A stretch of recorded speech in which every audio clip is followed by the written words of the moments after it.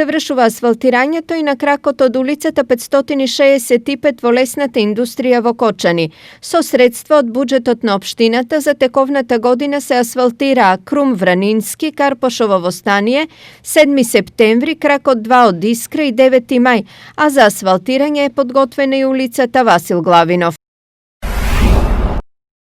По неколку тепалења и проблеми со континуирано чадење од пробиштипската депонија, државен инспектор за животна средина наложи истата редовно да се затрупува со земја, како би се спречило загадување на амбиенталниот воздух.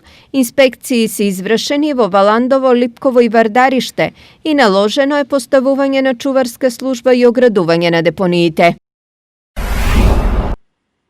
Реконструкција и модернизација на граничниот премин Делчево најави директорот на Царинската управа. Во наредниот период со помош на средства од Светска банка ќе се изврши реконструкција на граничните премени Деве Баир и Ќафасан, а преку ИПА 3 фондовите ќе се реконструира граничниот премин Делчево, со што ќе се овозможи модернизација на премините и додавање дополнителни ленти, истакна Танасовски.